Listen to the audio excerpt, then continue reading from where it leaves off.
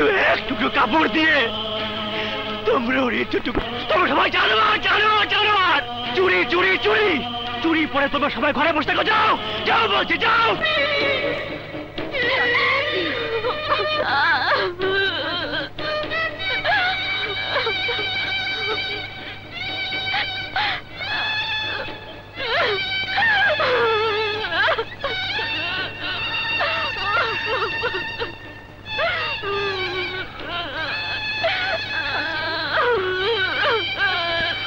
Please ভাইয়া, যাদের জন্য আপনার জীবন বাজি রেখে শত্রুর মোকাবেলা করেছেন, তারা যখন আপনার বিপদে এগিয়ে আসেনি, আমি তাদেরকে ছাড়বো না।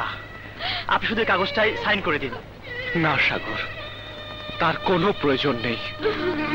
আছে, অবশ্যই আছে, তুমি সই দাও। না মিলি, কি হবে সব করে? ওরা যা আছে তাই তো থাকবে। আমি কোনো কথা শুনতে চাই না, ওদের শাস্তি দিতেই হবে। ঠিক আছে, দাও, সই করে দেই। আরে ওই তো পোস্টমাস্টার ভাইরা আইসা পড়ছে। এসো ভাই এসো, আমাদের মহল্লায় এত চিঠি, নিশ্চয়ই কোনো শুভ সংবাদ। আরে না, legal notice. Legal notice? Legal notice? Sadaruddin, এই না। সালাম। বিনয় কৃষ্ণ ব্রহ্মচারী। চিঠি না, notice, legal notice. Legal notice? Legal notice. Legal notice? হায় আল্লাহ, লাভ লেটার বুঝি? আরে না, লিগ্যাল নোটিশ। Legal notice? হায় আল্লাহ।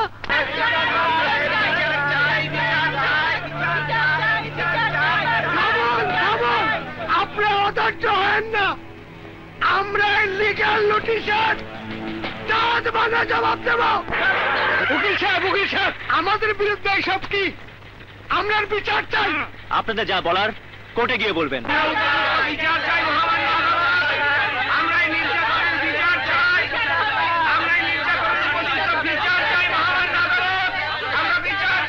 Order, order. আমার বিচারক জীবনে এমন কেস এই প্রথম দেখলাম, যেখানে একটি মামলায় এত আসামি দেয়া হয়েছে যে যত লোক আদালতের ভেতরে আছে তার চেয়ে বেশি আছে বাইরে। এদের বিরুদ্ধে অভিযোগ আনা হয়েছে এরা সবাই মিলে বাদী বাদশার বোনকে নির্যাতন করেছে। Right mister Sagar? Yes your honour, ওদের বিরুদ্ধে অভিযোগ করা হয়েছে ওরা সবাই মিলে আমার মক্কেলকে খুন করতে চেয়েছে এবং এবং তার নিষ্পাপ বোনকে সবাই নির্যাতন করেছে।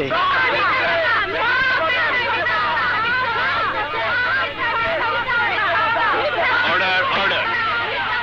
আপনাদের যা বলার একজন একজন করে বলুন। মহামান্য আদালত, আমি একজন সম্ভ্রান্ত, সম্মানী এবং শিক্ষিত লোক। আমি সব মেয়েদের সম্মান করি। মহামান্য আদালত, সারা জীবন শুনেছি একজন ছেলে একজন মেয়েকে রেপ করে, মেয়ে হয়ে মেয়েকে রেপ করে, তা কখনো শুনিনি মহামান্য আদালত।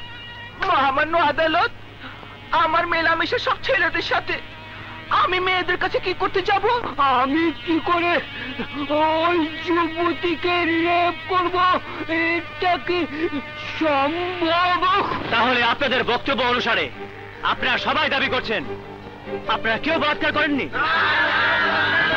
তাহলে আপনারা ওদের চেনেন এবং ওদের নামও জানেন। স্যার, আমরা এলাকার এমপি মিনিস্টারদের নাম না জানতে পারি, তবে গুন্ডা বদমাইশদের সবার নামই জানি, আবার চিনিও। হুজুর, ওই গুন্ডারা তো জঘন্য লোকই, তবে ওরা ভাই বোনও কম বদমাস না। না জানি এর আগেও বোনকে দিয়ে কত ভালো মানুষদের ফাঁসিয়ে টাকা আদায় করেছে।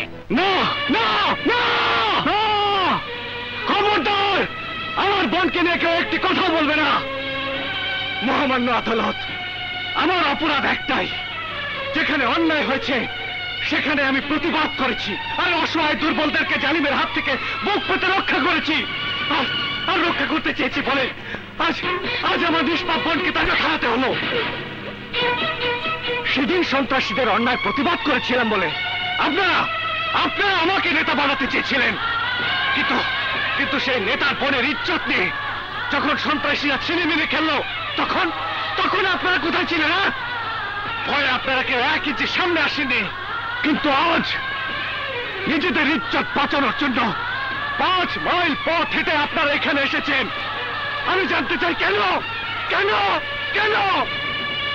এই জন্য যে এই কাঠগড়ায় দাঁড়িয়ে থাকা মেয়েটি আমার বোন। একজন নারীর জীবনে সবচেয়ে বড় সম্পদ তার ইজ্জত।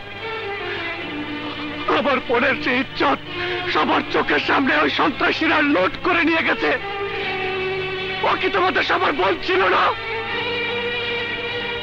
মহামান্য আদালত, আমি এখানে উপস্থিত সবাইকে কিছু কথা বলার জন্য অনুমতি চাইছি। অনুমতি দেয়া হলো। যারা আমার বোনের সম্মান কেড়ে নিয়েছে তাদের বদলা নেবার জন্য তোমাদের কারো সাহায্য আমার প্রয়োজন হবে না। আমি একাই যথেষ্ট।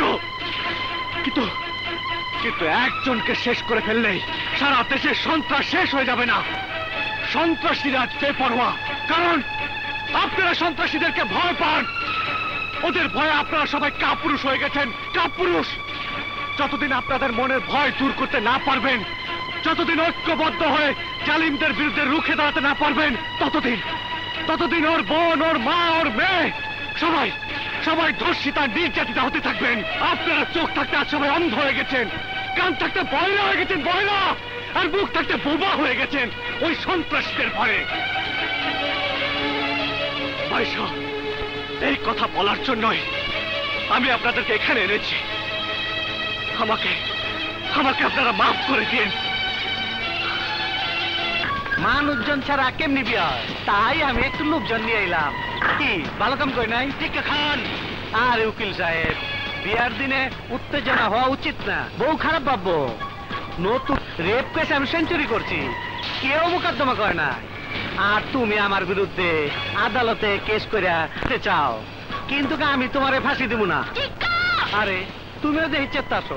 আরে বিয়া হইব। বিয়ার সময় লাল বেনারসি শাড়ি পরতে হয়, পরো নাই কেন? আচ্ছা পরো নাই, তাতে কিছু অসুবিধা নাই। আমি আবার রং মিস্ত্রি খুব ভালো, পরো না একটারে লাল বানাই দেবো।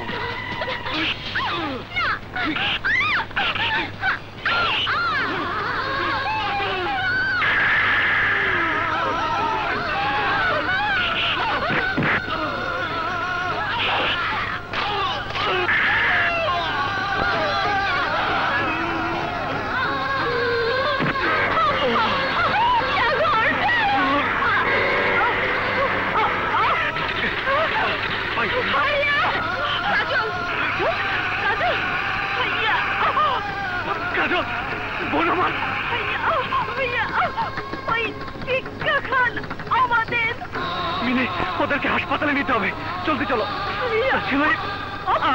আমি ওকে বাঁচাতে পারলাম না। সাগর, কাজল,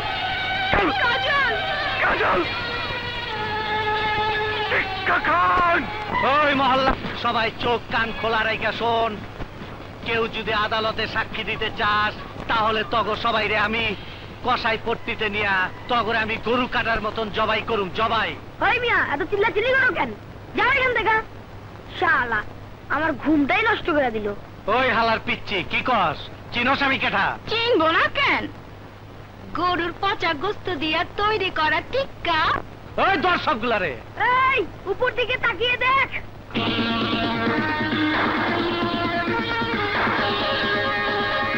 জান লয়ে যেতে পারবি কিনা দেখ।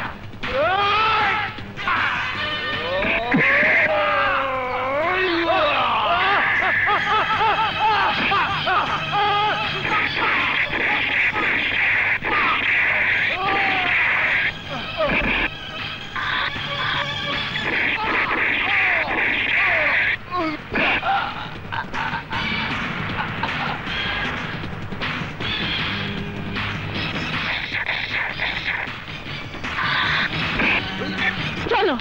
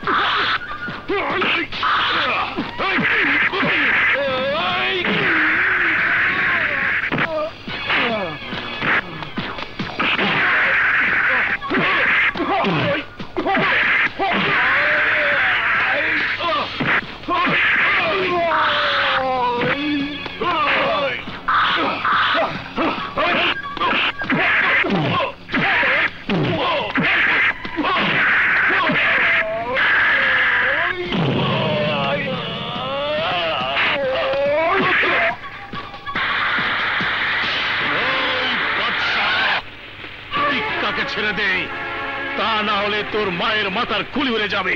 মা মানে? হ্যাঁ, ওই বাদশাই তোমার সন্তান, যে আমার রক্ত দিয়ে তোমার কলঙ্কের দাগ মুছে দিতে চায়। বাচ্চা বাচ্চা আমার সন্তান? হ্যাঁ, আজ তোমার সন্তানের রক্ত দিয়ে হোলি খেলা শুরু হবে। আসলাম শিকদার।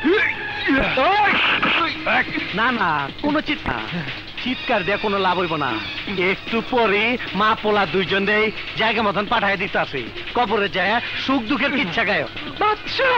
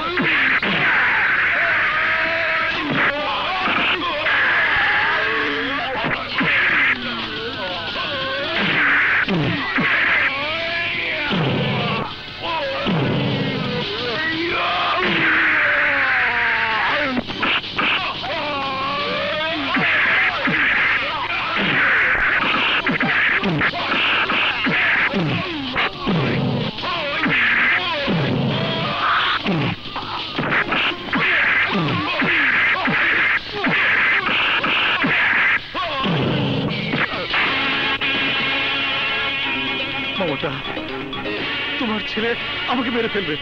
আমাকে মাফ করে দাও বাবা, বাচ্চা আমাকে মাফ করে দে। আমি তো বাবা, তুই আমার সন্তান। তোর মা অসতী নয়, সে সম্পূর্ণ নির্দোষ। তুই আমাকে মাফ করে দে।